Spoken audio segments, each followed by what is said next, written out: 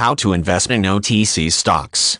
Close to 7 million mortgages amounting to over $1 trillion are being transferred by Bank of America into a bad bank model in order to start dealing with the massive shadow inventory being held.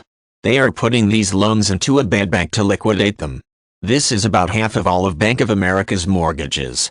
We are seeing more and more homes hit the market to slowly leak out the inventory.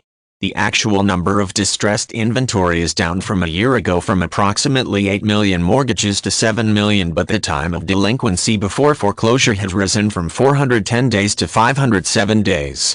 People are staying in homes for over 1.4 years before foreclosure. Even though default rates have come down over the last year, foreclosures have increased across all loan types over the last 6 months as banks get a better handle on dealing with the delinquencies and implement more streamlined foreclosure systems. The numbers are staggering, especially in California where the housing prices are still artificially high. The new subprime loan is the FHA loan, with delinquency rates skyrocketing as people only put 3.5% down, along with further reductions in values causing people to go underwater in equity. However, the option ARM loan is the most toxic of all loan types, and 50% of all outstanding loans in California are option ARMs. It amazes me that people still invest in the California market for buy and hold investments. If you are investing for cash flow, get out of California.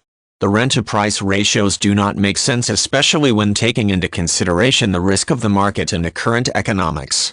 This problem is going to continue until the banks are held responsible for their lending practices. Currently, the government is by far the largest mortgage lender at 86% of all loans. The government is running the housing market right now and letting people put less than 4% down in a declining market. This means they are artificially propping up the housing market by lending, but in doing so causing further deterioration of the quality of the mortgages and increasing default rates into the future. The FHA loans default rates are skyrocketing, and FHA loans are still the primary lending source. This is like betting on the Cleveland Cavaliers to win the NBA championship the day after LeBron James left. Things are just going to go downhill further. What is absolutely crazy is that when this entire mess started, the banks made all of these risky loans, sold them to Wall Street as AAA-rated paper, and then bet against them because they knew they were risky. And why aren't these bank CEOs in jail with Madoff? Because they give political contributions. What happened to the good old days when a bank would not lend you money unless it was less than 25% of your annual income?